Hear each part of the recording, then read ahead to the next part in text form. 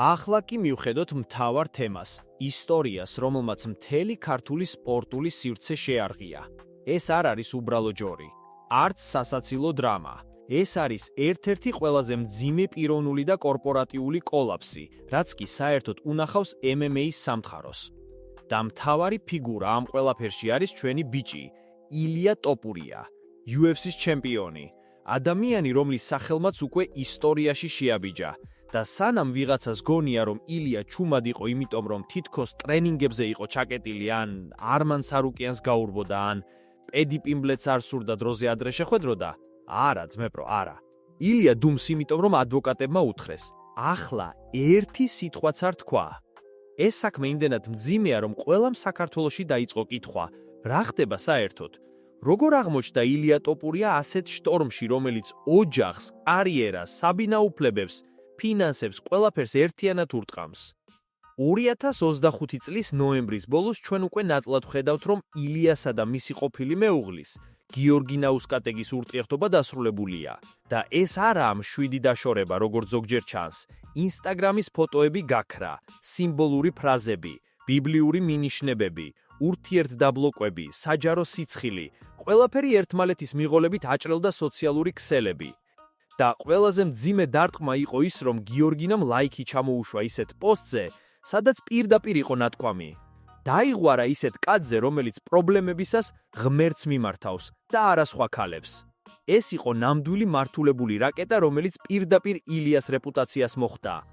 ეს თითქოს ბზარი კი არა, ხმაურიანი ბრალდება იყო, უყურნო იყო, სხვა ქალი იყო? არაფერი დადასტურებული არაა, მაგრამ ინფორმაცია ხომ ასე მუშაობს. ლაიქს რომ ხედავს ხალხი, 1000 ვალიანტი ჩნდება. ამის შემდეგ გიორგინამ დაიწყო რელიგიური პოსტების სერია.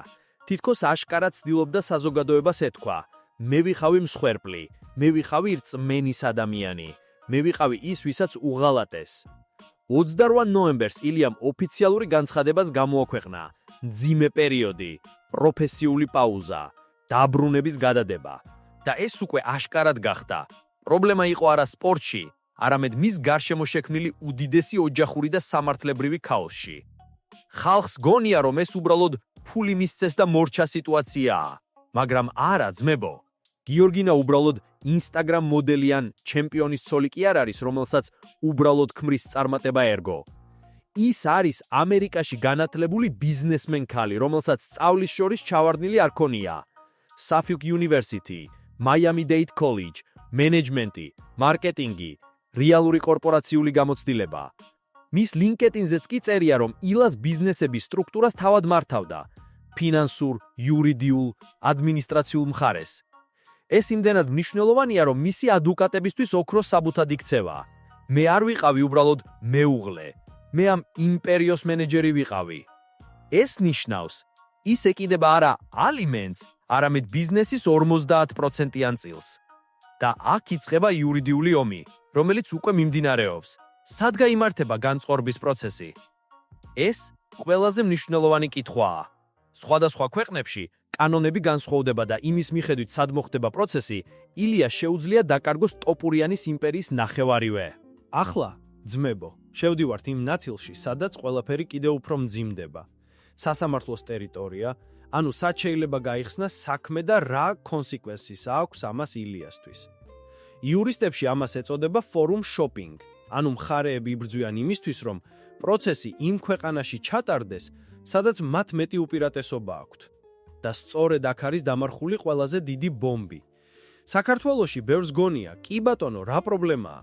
გაყოფენ რაღაცას და მორჩა. მაგრამ რეალურად ეს საქმე არის მილიონების ბრენდების, კონტრაქტების, გადასახადების, სპონსორული კონტრაქტების, ქონების, ბავშვების და საერთაშორისო იურისდიქციების გიგანტური მოჯადოებული წრე. გიორგინას მთავარი მოთხოვნა პროცესის გადატანა ფლორიდაში, სადაც ადრე ცხოვრობდა, ბიზნესები ჰქონდა და შესაძლოა ხელახლა დაამტკიცოს მუდმივი საცხოვრებელი სტატუსი. თუ გიორგინას ადვოკატები შეძლებენ და დაამტკიცებენ, რომ მას ფლორიდასთან ახლო კავშირი აქვს, მაშინ ყველაფერი იქ გადაიტანება და სწორედ ეს აშინებს ყველაზე მეტად ილია ტოპურიას. რატომ? ფლორიდაში განკორწინების სისტემა სრულიად განსხვავებულია ევროპისგან. იქ მოქმედებს ეგრეთ წოდებული equitable distribution, სამართლიანი განაწილება. მაგრამ სამართლიანი არ ნიშნავს 50-50.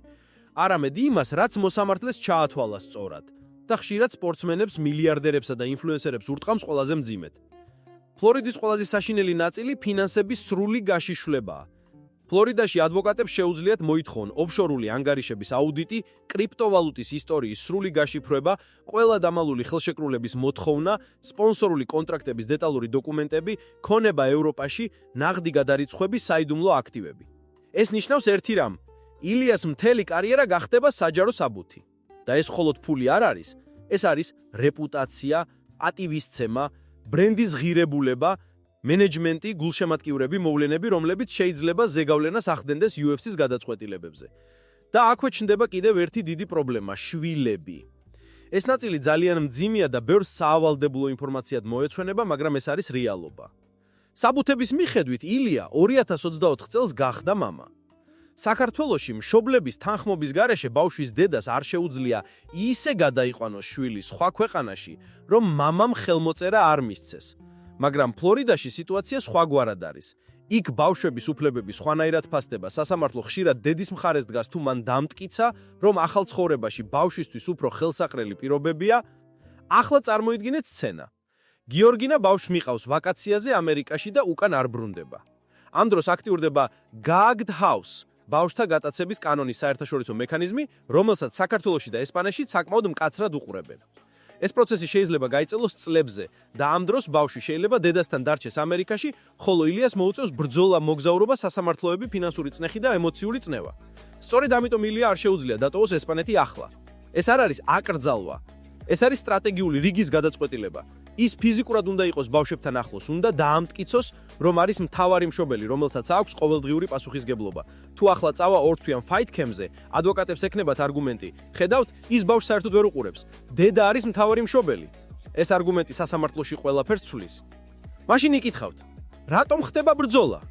ეს არ არის ფიზიკური პრობლემა, ეს არის ლოგისტიკური კატასტროფა. მეჯალატოპურია შეუძლია იბრძოლოს, მაგრამ ამ მომენტში მთავარი ბრძოლა ხდება არა ოქტაგონში, არამედ სასამართლოს დელიფანებში. მას აქვს მილიონების დოლარის ისტორიული კონტრაქტი, კარიერის პიკი 28-29 წლის ასაკში, როცა მისი პრაიმ ფორმა და ამ პრაიმში ყველა შეჩერებული წელი უდრის 5-10 მილიონი დოლარი დაკარგულ შემოსავალს. და მაინც ილია ამ დროს ბავშვებთან რჩება, რადგან იცის, რომ კარიერის დაკარგვა ნაკლები ტკივილია, ვიდრე ბავშვის დაკარგვა. ეს არის მეომრის ყველაზე მტკივნეული ბრძოლა და ეს ბრძოლა კამერების მიღმაა.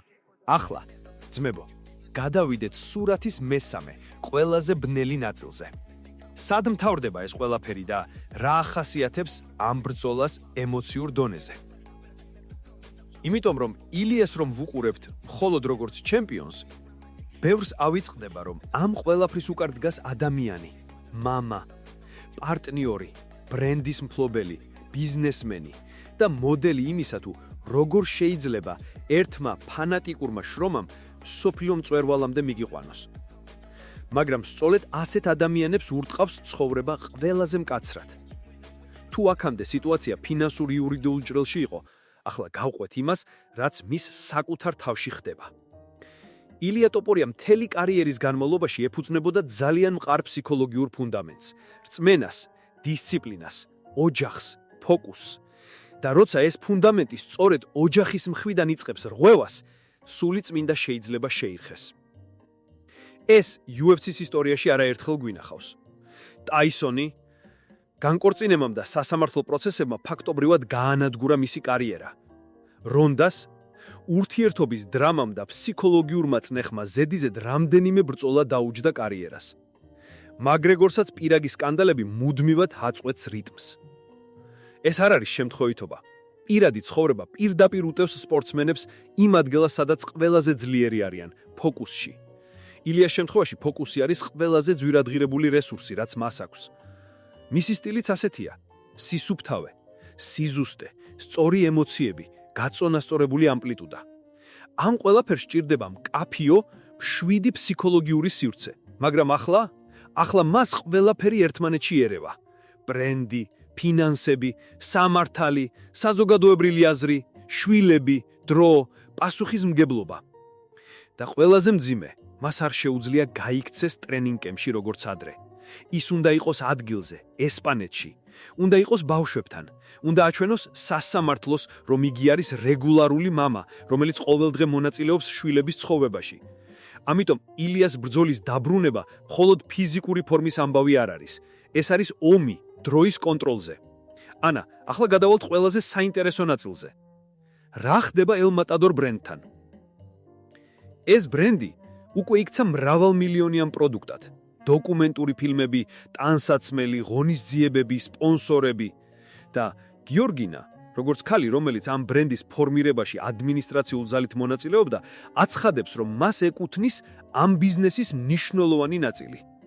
შეიძლება ითქვას, რომ ბრენდი El Matador-ი ახლა ორმაგი ბრძოლაა. ბრძოლა ოქტაგონში, სადაც ილია ჯერ კიდევ დაუმარცხებელია, ბრძოლა კულისებში, სადაც მას პირველი რეალური მარცხი ემუქრება. და აი აქ ჩნდება მთავარი კითხვა, რომელსაც ბევრი გულშემატკივარი სვამს. თუ ილია არ იყო დამნაშავე, რატომ სჩუმს, რატომ არ ამხელს ყველაფერს? პასუხი მარტივია, იმიტომ რომ იურიდიულ ომში პუბლიკაცია უდრის თვითდაზიანებას. ყველაფერი, რაც ახლა იტყვის, შეიძლება გახდეს სასამართლო დოკუმენტი მის წინააღმდეგ. ადვოკატები პირდაპირ ეუბნებიან, ინერვიულე, გაჩუმდი, დააცადე პროცესს. ეს არის ყველაზე დიდი ტესტი, რაც კი ოდესმე ჰქონდა მის ნებისყოფას. ახლა კი გულწრფელად. ამ დრამამ მანძილზე გამოიწვია დიდი განხეთქილება კომაგებში.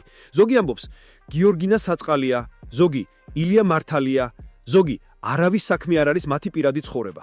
მაგრამ ფაქტი ერთი რჩება. ეს ყველაფერი აისახება ილიას მომავალ ბრძოლებზე. მებრძოლი, რომელიც ოჯახის გამო დანადგურებულია, ოქტაგონში ვეღარ გამოიყურება ისე როგორც ადრე. სტრესი, ძილის რეჟიმი, ფსიქოლოგიური წნეხმა, ყველა სამედიცინო ტესტი, ყველაფერი ზეგავლენას ახდენს.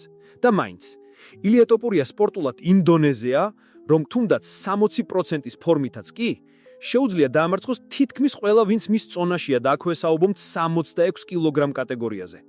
მაგრამ ჩემპიონი რომ იყო, 60% არ არის საკმარისი.